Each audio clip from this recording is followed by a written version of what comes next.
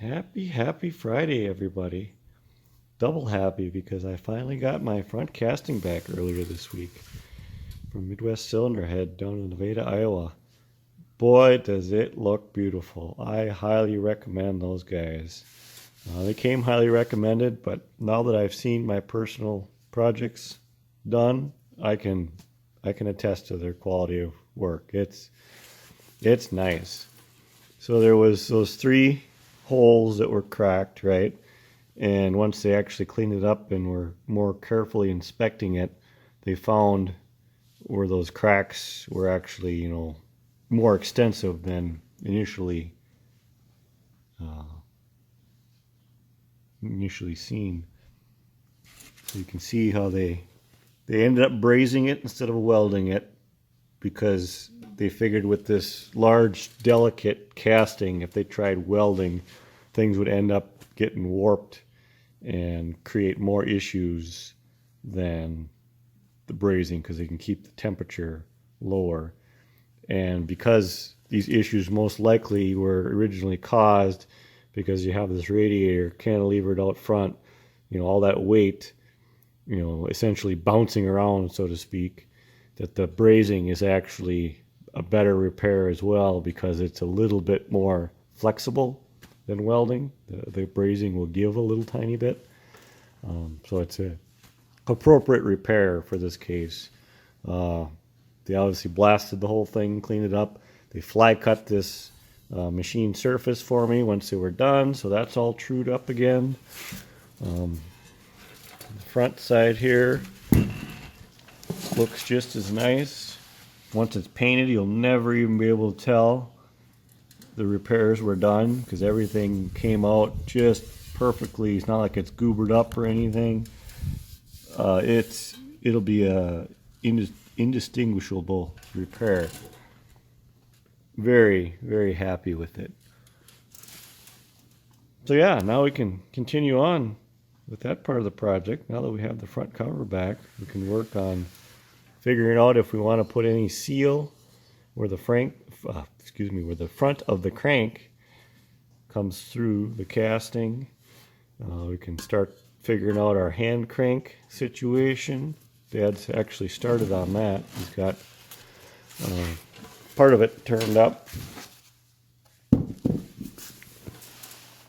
Then we can eventually get back to our fan blade assembly. Yeah, very, very nice.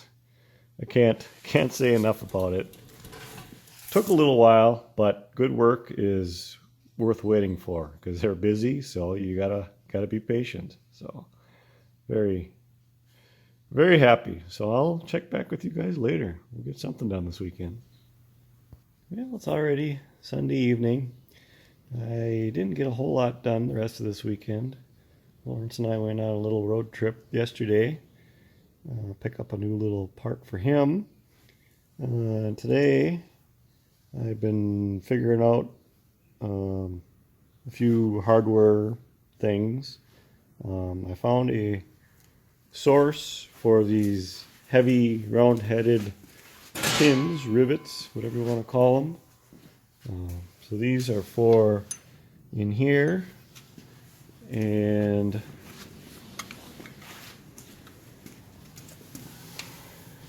in here. So I'm going to order up some of them. I'm going to order up a few for these ones and these ones and these ones to see if the new ones, what size they are, if that takes up some of the slop. They're cheap enough so I can get them, and if I don't use them, no big deal. Those rivets are fairly inexpensive, and I only need a few of them, so I'll get some of them ordered. That's from that blacksmith bolt and rivet company or something like that is the name of it. They also have some obscure hardware available, square-headed bolts and that kind of old stuff that it's hard to find elsewhere. So I'm going to price out their hardware too, specifically their square bolts, to see if they're any cheaper than, say, McMaster-Carr, because eventually I'm going to have to get some ordered up for the lugs and the sector gears on the wheels. Eventually I'll have to get back to that project, so I kind of got sidetracked, figuring all that out, making a list of what I need, going through what I have.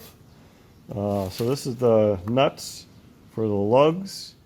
I have enough nuts to do one wheel's worth, decently reusable ones.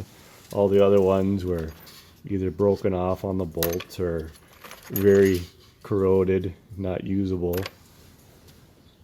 So I'll have to order up one wheel's worth of nuts. I'm going to put all new bolts on the lugs because they were all in this is like one of the better ones. And, the threads are lousy. There's a lot of corrosion up on the tops. A lot of them broke right off. So I'm just going to replace all the square-headed bolts for the lugs.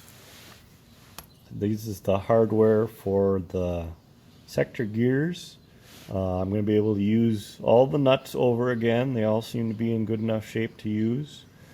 And I should have enough bolts to do one wheel's worth using the original ones, and then I'll replace, about half of them are pretty sketchy. So I'll replace one wheel's worth of bolts, and then all the lock washers for everything, because just about all of them are broken. Some of them have already been replaced with modern ones. A lot of the original style lock washers are rusted and broken, so I'll end up just replacing all of them. As much as I would love to use the original ribbed lock washers, they're beyond using again. So I'll price that stuff out because I know that's going to be a bit of a sticker shock. Those square-headed bolts are not cheap. But figure out what I want to do there. I did start looking at the lugs again. I got to make up at least one. What was it? One long one I was missing. There's at least one short one that's cracked, so it either needs to be welded or replaced. And then I started to straighten out the lugs for the final time. So then all I got to do is sandblast them up or white wheel them up, whatever I end up doing. So they should be straight this way, and they should have a bit of an arc to them the other way, because they need to be able to fit the contour of the wheel. So if they were just a straight, they would rock. So they got to be arced the one direction. So I've been, and of course they're 100 years old, so they're got some tweaks and bends to them. Not terrible, but I want to get them a little bit better.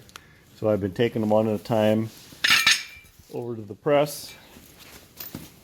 And I got one over here already, I guess. And then working on different combinations of blocks and straightening them out and whatnot to get the right straightness. And some of them are bent less than 90, so you put them down and straighten them, stretch them back out a little bit to get them back to 90 degrees. And just, like that one's not 90, so I'll have to tweak that one a little bit. Basically just start working on them until they look like they should. It's not a quick process, but it's got to be done. So working on that, because basically I want to get these to a certain point where I can get them on the wheels of the tractor to actually get some hard measurements of, and start figuring out road bands. Because eventually I'm going to have to get that project going here too, so I can roll this tractor around, especially once we get it running. I want to be able to drive it without messing up all the wheels and lugs, at least right away. So I didn't get much done with the actual engine this weekend. I also was working on cleaning up my new acquisition here, new used drill press. Gave it a level 1 tidy to clean it up and get it back into working order. Still got a few little things to do on that. So I got sidetracked on that a little bit yesterday. Didn't get much done on the tractor. So, well, yeah, that's kind of what I know. I think I'll try to give maybe Norm a call this evening, since I never got around to that last weekend. And again, pick his brain on some of these parts and stuff that he might have. See how the clutch stuff is coming, front pulley is coming, all that kind of fun stuff.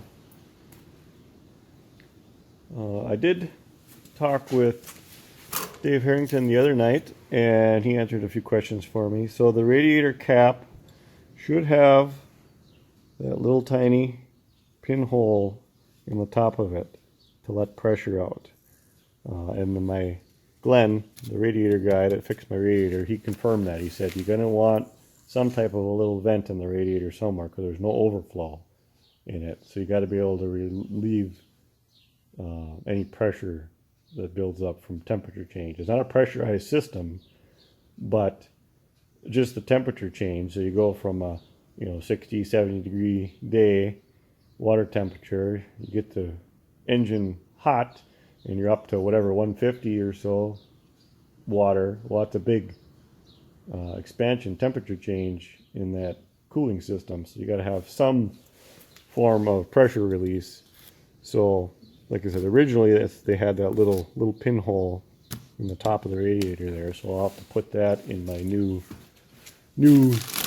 old grease cup cap, which is here somewhere.